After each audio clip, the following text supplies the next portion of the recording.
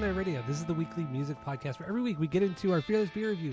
We get into the vinyl stuff we picked up, stuff we've been listening to, Just Record Store, Desert Grooves Records, you shout out. And then we wrap it up with some new music and other happenings in the music world. My name is Tyler, and with our hundreds of miles away is Jeff. While you're listening, go to Spotify, Apple Podcasts, give us 5 stars. If you're watching on YouTube, you smash that subscribe button. That's what the kids do. So that's all I have for the boring intro. Let's get into this, Jeff, the Fearless Beer Review. What do you got? Go. I got this. Careful. This came from a growler tonight. Okay, you're not looking. There you go. It's called Boom Goes the Dynamite. It's just called Boom Dynamite. It's IPA from Oso Brewery. They're local boys. I don't think we've ever gone. Sloan and I used to go there a lot when they first opened years and years ago. I've not been there in a long time, but I've won these coupons at a silent auction Halloween of 2024, and I just have never used them. And then we were cleaning stuff out, and I was like, oh, shit, I forgot about those fucking 5 coupons for 64-ounce growler refills. So 5 64-ounce growler refills.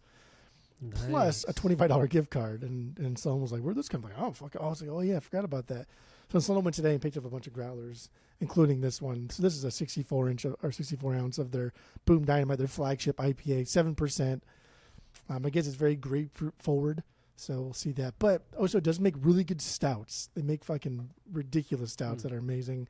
But they had none on tap at the time of us paying for this one. So do you think a 64-ounce stout would be good, no. Though? So I feel like that wouldn't sit well. No, it's too much. That's too much, especially because some of their stouts, I forgot what it was called. One of their stouts is like stouts is like 16%.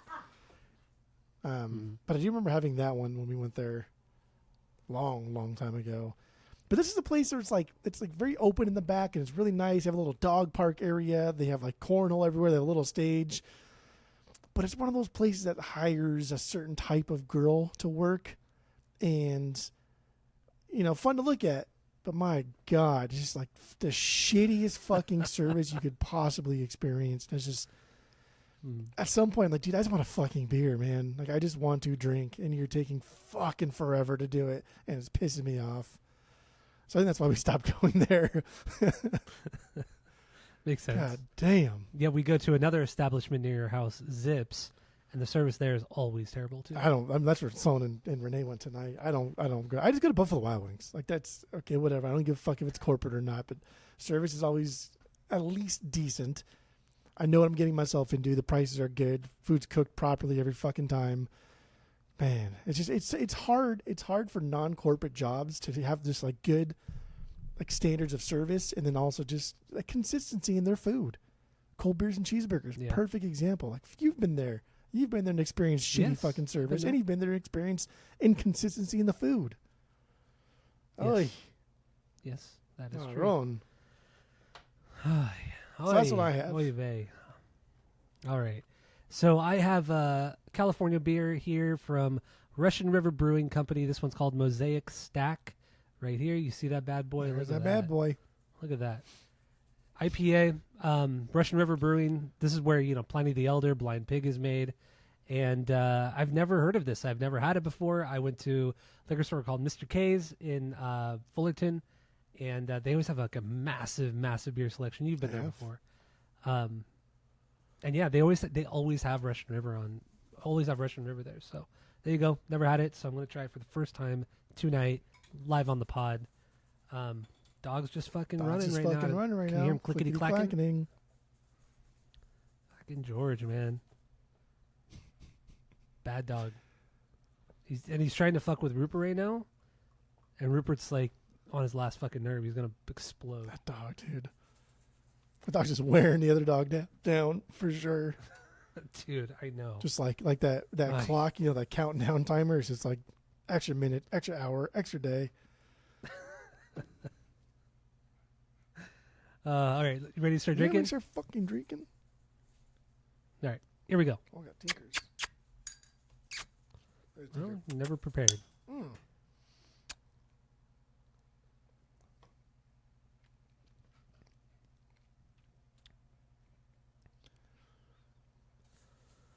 Okay.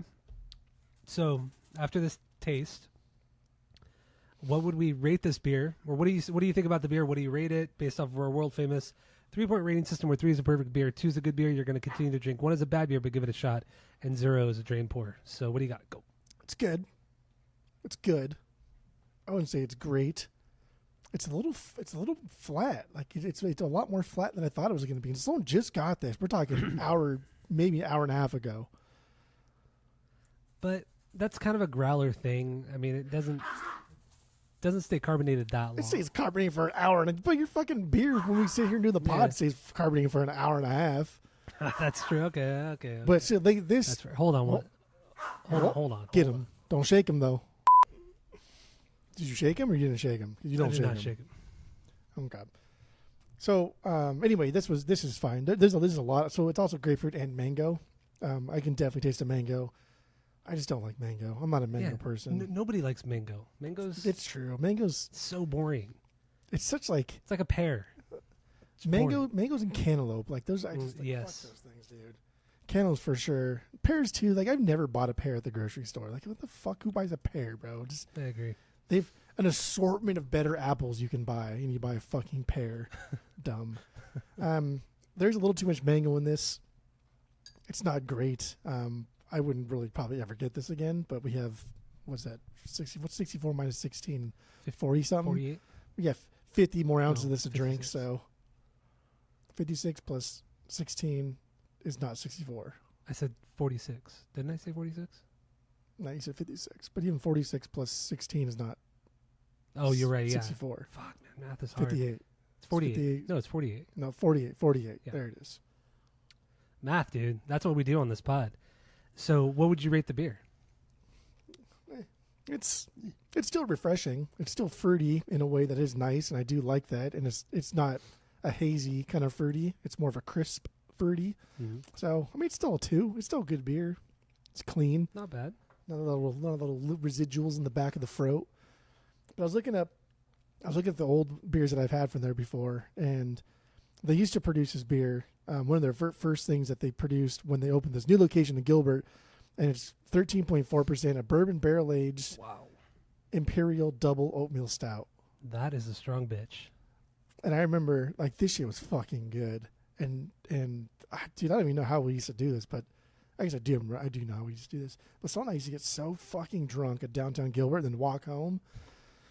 But then we walk home, we stop by the liquor store right there and get a little sixer to drink on the way home. Dude, Arizona's wild. I know.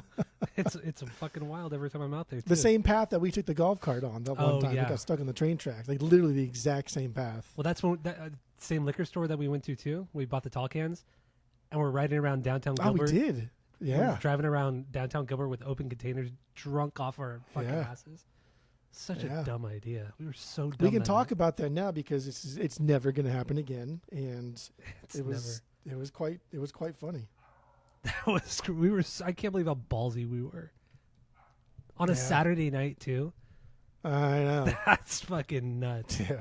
Went all the way to downtown Gilbert, got tacos from that little fucking cart, and left our beers in the cart. That's true. We did. We left the beers in the cart. That's crazy. That's also the riverbed I fell in too. So that's right. Yeah. Where I fell in on my bike. But yeah, this is fine. All right. It's okay. So my Russian River Mosaic Stack IPA, I think this is actually probably the most mediocre beer I've had from this brewery. And this brewery has good beers. It doesn't have a ton of flavor. It has a little bit of a bite, but yeah, the flavor is just not there. And I just had a Blind Pig 2 nights ago, and then it's exponentially better than this Mosaic Stack. You don't even like these beers, but it's still very good. Still very good. I mean, I don't say it's very good, but it's still drinkable. Is it pretty good? Definitely not gonna. It's definitely not a drain pour. But so I'll give this I'll give it like a 1.5. 1.5 out of 3. Because I'm never gonna go back to it. I'm gonna just buy a Pliny, or I'm gonna buy a Blind Pig or Happy Hops, whatever. A Pliny? The Metal Circus or whatever that beer is called. No, that Metal Circus is a Husker Du. Never mind. So anyway, yeah, 1.5. My Mosaic Stack 1.5. The dog is fucking barking. He's so annoying. He's not barking anything. Annoying. Can you hear him? Oh my god, barking at nothing. Of course I can hear him. He's barking. I mean, all the windows are closed. The doors are closed. He's barking at nothing. Literally nothing. This is the household that leaves their front door open. So like anybody just walking up to the front door, the dogs can see and will just violently bark at. And then like now they're trained to just bark at shit they hear. And then they get mad at them for barking. So, I get mad at them for barking when I'm doing something like this. That's when I get mad. Yeah. The dog should know when to turn it on or off. Yeah. Right? Like a normal dog would do that. Absolutely. It's also funny that you actually do have a good and a bad dog, and even your mailman knows which one is a good and bad dog. Like that's crazy. The only reason he knows is because when he walks by the front windows there to go to the house next door, Rupert's always up there at the window, and he just fucking loses and he bangs against the window and against the blinds and everything, and the mailman just laughs as he walks by. Fucking little 15-pound dog. Acting like he's going to rip him to shreds. So anyway, moving on. Yes, let's get into the vinyl stuff. So we picked up stuff we've been listening to. Just Record Store, Desert Grooves Records. Huge shout out. So what do you got, Jeff? Go. We kind of already talked about this in our year-end wrap-up, but I haven't officially brought it to the pod yet. The Blink dogs with the cool pink thing that I wanted so bad, and then it's just a sheet of paper. I still like it. It's so stupid. That's all but it that is. fucking record store, man, I don't even care if I talk shit, because Rat Hole Records, dude, you charge $60 for this fucking bootleg. Yeah. And then we saw it at like White Rabbit for like 30. Yeah, I think it was 40. 40. Yeah, which is still a lot for fucked. A bootleg EP, 5-song EP. Get fucked. Yeah, but anyway, dogs, until I get an OG copy, or what's an OG copy? Is it year of release or is it later on? With them? I don't remember. I think with dogs. No, it was a later on press. I don't think they pressed it in 13. Okay. Yeah, I think it was 16 they pressed it the first time, and then they pressed it again in 20, I think. Like right before we started collecting, like 2 months before we started collecting. I know, it was like fucking right before we started collecting. I think maybe like when we started collecting too, they may not have been sold out at the time, because probably that was still like vinyl had not exploded quite yet. That was it was still on the rise. It was still climbing to its peak. Next thing here, Union 13. I swear you brought this to the pod already. Are we talked about it or something? I've told you about them just like fairly recently. Maybe that's it. This is their second album, Are We Destroying Ourselves, released in 1998 through Epitaph. These guys are from Boyle Heights. No, it's because it was in my backlog from the collection that you brought over for so long, and then it's just I always want to be in like a specific mood because I thought this sounded like something else, but this fits right in with like Voodoo Glow Skulls. These guys are from Boyle Heights and Elos, so I think they're all Mexican, but they sing in Spanish on a bunch of these songs, kind of like Voodoo Glow Skull does, like in and out. Yeah, but dude, this is fucking wild stuff. This is. So I know about these guys. You know about these guys because of Punkorama 6. Yes. The 2001 one. This was like one of the later tracks on that comp. Not a bad song. Not a song I would normally skip, but even getting to the end of that comp was never guaranteed, right? It was like 26 sometimes songs. I would just turn it off. Yeah. It's a lot of songs. Sometimes I would just turn it off and like be done with it. So like I never cared about this song. I never hated it though. But this album is nothing like that song. That song is pretty punk rock. Yeah. This is like hardcore punk to the max. And I guess like when these guys were first coming up, they were playing small, tiny venues in the East LA area. And somebody had told Brett from Epitaph, from Bad Religion, about these guys. Like, dude, you got to check these guys out. They're fucking wild. They're going to blow up. So Brett signed them before they even played like a real show, and then got him in the studio with Tim and Lars from Rancid to record their first record, which I have not heard. And yeah, before they even played a real fucking show, they're just playing like tiny punk clubs. But yeah, this thing fucking rips. It's such a good record. I'm glad just for whatever reason I decided to pick it up and listen to it because it's cool. Yeah, out of all those records in that lot, pick that one. There was like 500 records in that lot. It's a lot. I went through the other day. I think when I was semi-buzz, and I counted up all the records I kept from that lot, and it was like 30. Like it was a lot. Did David keep any from that lot? He kept. I feel like he kept a couple things. Wouldn't be for him. I think there was a clarity in there that was like a specialty pressing. That was like the SRC audiophile pressing that he kept. And he's like, "You sure you don't want this?" I was like, "Bro, dude, I kept so much stuff. Like, you can have that one." You got to run a business. You can't keep everything. Like, fuck, dude, I kept so much stuff. And I initially only kept like one Bayside, but then I was like, yeah, I don't know, dude, I really like these things. And it coincided with us doing Bayside on the pod. Yeah, that's right. And like got me all back into it. I was like, nah, took them all. I go, fuck. So stupid. These guys. What else you got? Trapped Under Ice. Noise. Trapped Under Ice. This came in the lot with the Deftones, the title fight stuff that we picked up not too long ago. Yeah. I think David kept all of the Deftones actually. Yeah, there was like some OG Deftones, like expensive records. Yeah, that the White OG Pony of one? White Pony is only like a promo copy, and it's like $1,000 record. And so then he was like, because Dave, we kind of go back and forth what we should keep and what should go to the store. And he's like, "Should I keep all these?" I'm like, "Fucking keep it, bro. I kept so much shit from the other lot. Like, just please keep it so I feel less bad." I'm like, I don't give a shit about any of those Deftones. It worked out absolutely perfectly. Yeah, it did. I really wanted that self-titled. Is that the one with like the belching beaver skull looking thing? Yeah. Yeah, that's the one I wanted. That's my favorite Deftones. And that was that's a good Deftones. You guys had the OG one. Okay, you're fun. OG of every single one of them. No, it wasn't every record. Every record. Was it?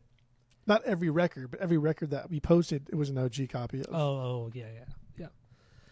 But anyways, title fight. Anyway. Not title fight. Fucking fight. Trapped Under Ice. We can talk about title fight. I don't want to.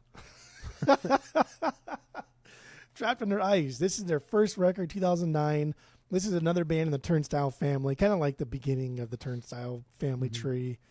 This came out the first thing. Brendan Yates, who sings in Turnstile, he plays drums for Trapped Under Ice. Yeah. He started in 2009, but he's not on this record. And there's not a whole lot about it that says specifically because he joined in 2009 and this record came out in 2009.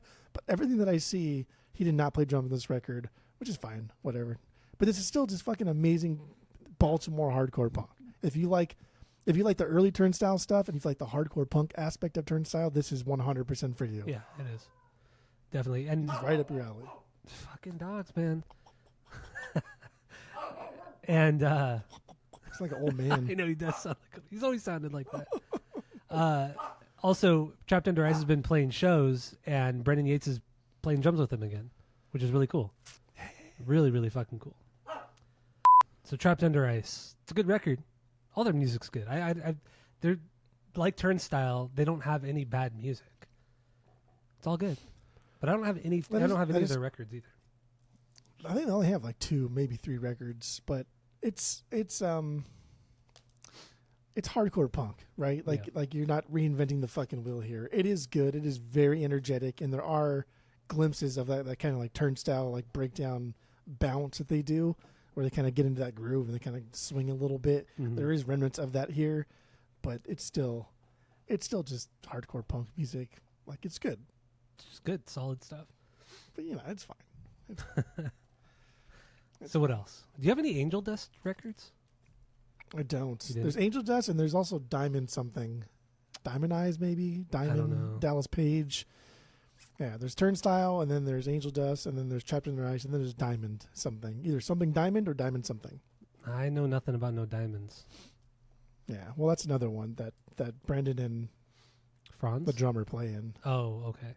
Because I think Franz is also the bass player from Turnstile. I think he's in Angel Dust, and then so is Brendan, I believe.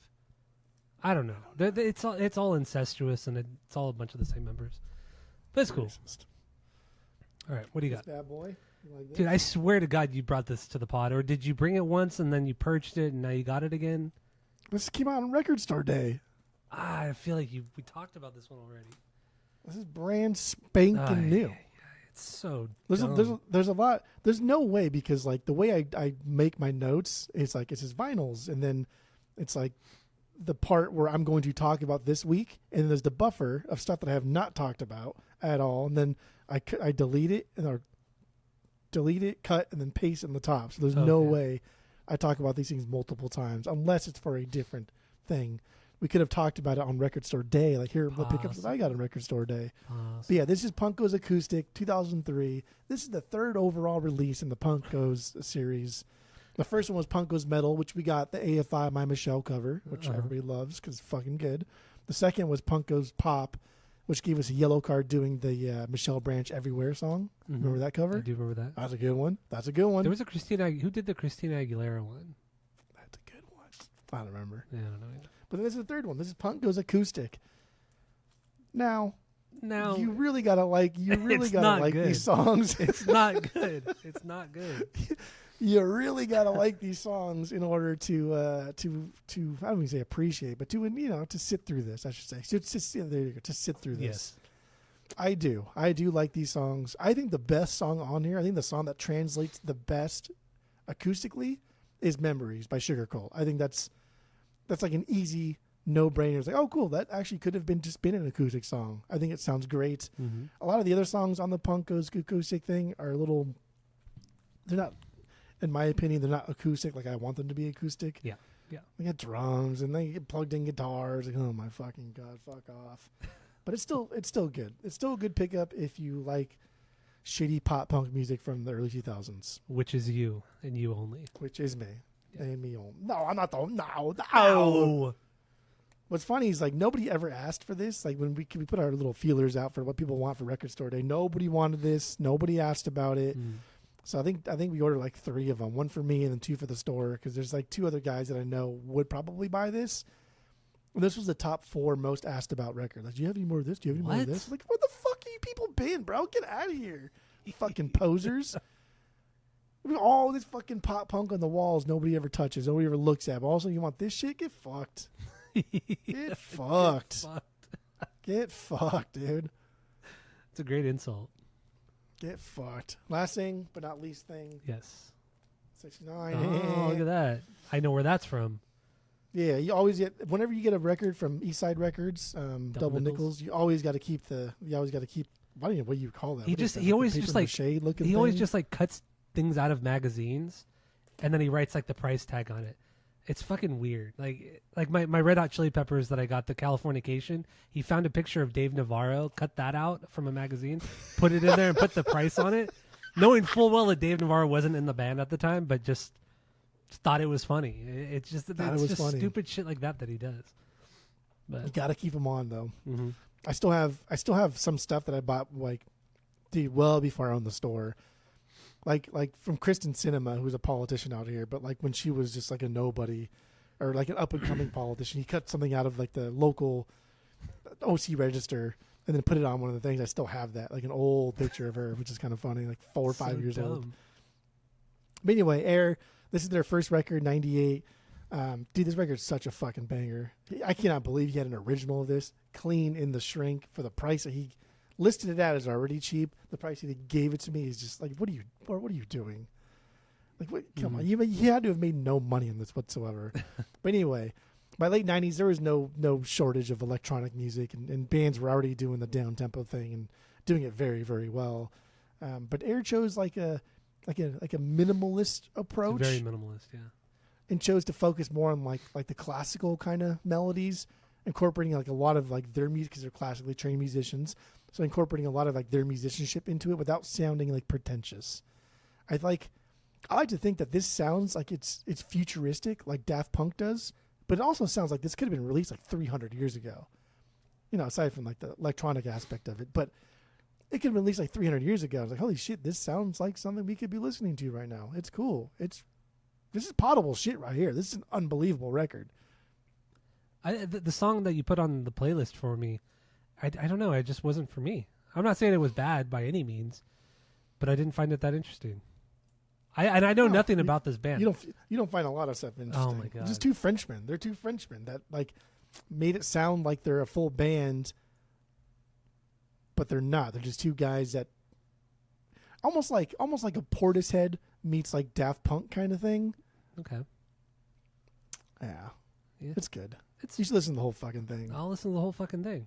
Fine. I've been in a big like mood of like down tempo and well, I don't know if it's shit music, boy, but Maybe you just don't like electronic music. I don't like a lot of electronic music. I think I'm just indifferent. It's not that I don't like it. I'm just indifferent. I just don't really care.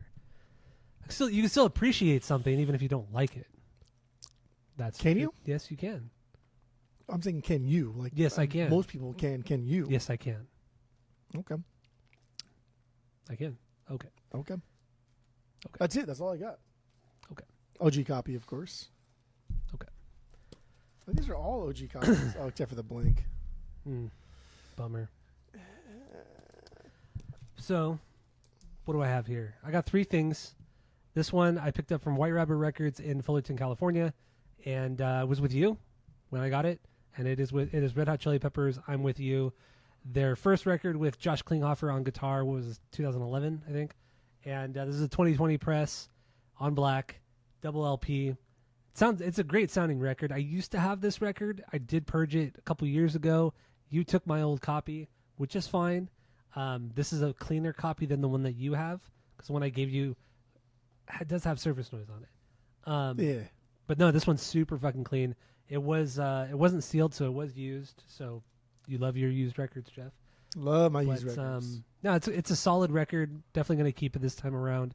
I do like the 2 records that Josh played on, this one and The Getaway, but I think The Getaway is a better record. But anyway. You think that, but it's not. Good stuff.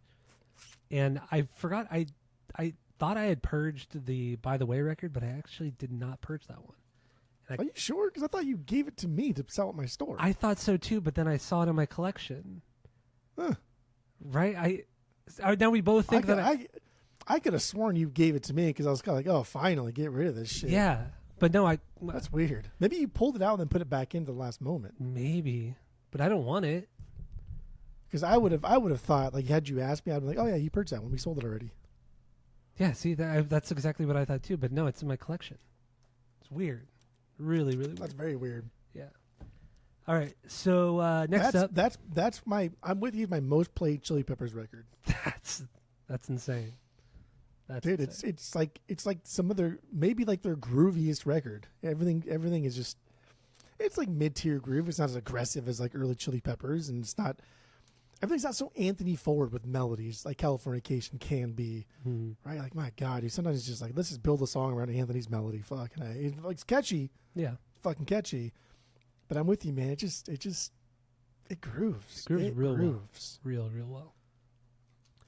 All right. Next up, I got Smashing Pumpkins. I have their record Zodion at Crystal Hall. This is, if you don't know what this is the record that they recorded along with the Autumn record. So originally this came on the 7 inches that came with the Autumn, but all the 7 inches are all mono. This is stereo, and this has 2 extra tracks. It's on clear. They just put it out 2 weeks ago. So now I have it actually on a record, and I don't have to listen to it the 7 inches. And also, it's stereo mix rather than mono, and I get the 2 extra songs. So there you go. Zodion at Crystal Hall. This is like their psych record, their psych pop record that they recorded during the Autumn sessions, like I said. And it's different. It's cool. It's not what you'd really expect, but good shit. It's not on streaming services, but I think you might be able to find it on YouTube now. But for a long time, you couldn't find it. So there you go. Good stuffs. And then the last thing here is Korn. Korn. Their 4th record, Issues. Now, I've always had this record, but this is an OG copy. Picked up from owner of the store, David. Owner of Desert Grooves Records, co-owner. He went to Japan a couple months ago, picked up a shit ton of records. This is one of them. I had to take it. Still in shrink, still has the hype sticker, all that. Plays super fucking clean. Like no surface noise, no nothing. I mean, it's fucking clean. So those Japanese do not fuck around with their vinyl. No, they just don't. So that's realistic, but it is a U.S. press. It's not like a Japanese press. It's a U.S. press. Yeah. But just by all accounts and information and hearsay and people telling me what happened. Like, the Japanese in the 90s were just coming to America and buying all of our fucking vinyl because we didn't give a shit about it, and the Japanese still did. Yeah. So, like, you look up a lot of, like, 90s era stuff, a lot of punk, too, a lot of new metal. It's all being sold in Japan. Wild. Smarts. They got us. Got us good because now we're all buying it back for quadruple the price. I know. Fucking quadruple the price. Oh, shit. I don't know. God. Whatever. That's all I got. Just those 3 records. So, we have anything else on this one? No new music came out. It's the end of the year. The last week of January, so nothing really has come out. Yeah, or December. This is the last episode here. Yeah. Oh, yeah. This is the last episode we're recording. The last episode released is Horse the Band, which is coming out in about 2 hours. So I see. Yeah. But anyway, that's all we have. Thank you all for listening. Go to Spotify, Apple Podcasts. Give us 5 stars. If you're watching on YouTube, you smash that subscribe button. We're continuing on with Chain Reaction season, and we're getting into Motion City soundtrack. So thank you all for listening, and that's it. That's all.